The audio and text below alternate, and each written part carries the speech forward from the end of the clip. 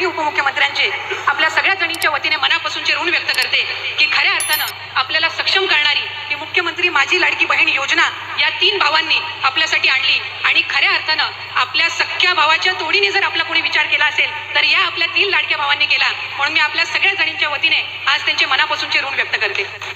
आजचा हा दिवस आमच्या सगळ्यांसाठीच अतिशय आनंदाचा दिवस आहे, कारण 17 ऑगस्टला राज्याचे सन्मान्य मुख्यमंत्री आणि दोन्ही उपमुख्यमंत्र्यांच्या मार्गदर्शनाखाली राज्यस्तरीय वितरणाचा पहिला वचनपूर्ती सोहळा आपण आयोजित केला आणि त्या वचनपूर्ती सोहळ्यामध्ये 1,07,00,000 पेक्षा अधिक महिलांना आपण 3,000 इतका जो लाभ आहे तो जुलै आणि ऑगस्ट महिन्याचा वितरित करण्यात आला।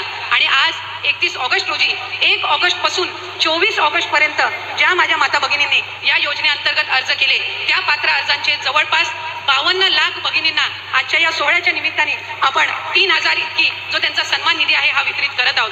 आणि खऱ्या अर्थानं 1,60,00,000 पेक्षा अधिक लाभ देणारी ही पहिली योजना देशातली ठरलेली आहे, याचा निश्चितपणाने आम्हाला सगळ्यांनाच अभिमान आहे। आज मोठ्या संख्येने इथं माझ्या माता भगिनी उपस्थित राहिल्या।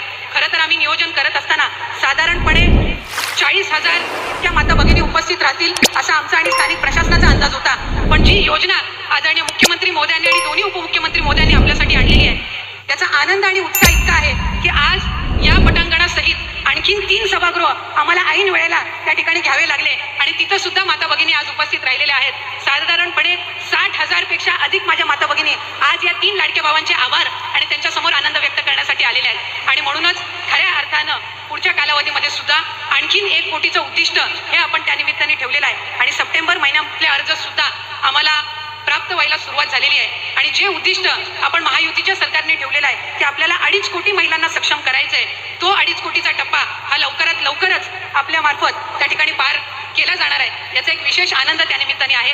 अनेकींचे आम्ही मतं जाणून घेतली, बऱ्याच जणींनी आमच्याकडे आनंद व्यक्त केला। आज सकाळी साहेब नागपूर विभागातील आपण 5.25 लाख महिलांना आपण आज सकाळी त्या ठिकाणी त्यांचा जो सन्मान निधी आहे तो वितरित केला आणि त्यांच्या सगळ्याच जणींकडून आपल्या सगळ्यांचे आपल्या तिघांचे प्रामुख्याने आभार मानले जात आहेत।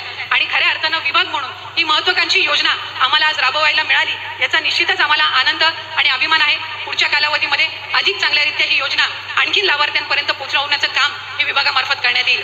काहींनी साहेब हाही प्रयत्न केला की चुकीचे अर्ज भरून कसा या माता भगिनींचा लाभ अडवता येईल हा सुद्धा प्रयत्न करण्यात आलेला आहे, पण आम्ही विभाग म्हणून हा निर्णय घेतलेला आहे की जे काही 50,000 फॉर्म रिजेक्ट झालेले आहेत यांना सुद्धा पुन्हा फॉर्म भरण्याची संधी ही आपण सप्टेंबर महिन्यामध्ये देणार आहोत। त्यामुळे कोणीही या योजनेअंतर्गत लाभापासून वंचित राहणार नाही हा प्रयत्न विभाग म्हणून करत आहोत। त्याचबरोबर माझ्या अंगणवाडी सेविका माझ्या मदतनीस यांनी जी मेहनत या योजनेमध्ये घेतलेली आहे ती उल्लेखनीय आहे आणि म्हणूनच नवरात्राच्या पार्श्वभूमीवर जे इन्सेंटिव्ह आपण या योजनेअंतर्गत देत आहोत ते सुद्धा देण्याचं प्रयोजन हे आम्ही नवरात्रीच्या पार्श्वभूमीवर करत आहोत।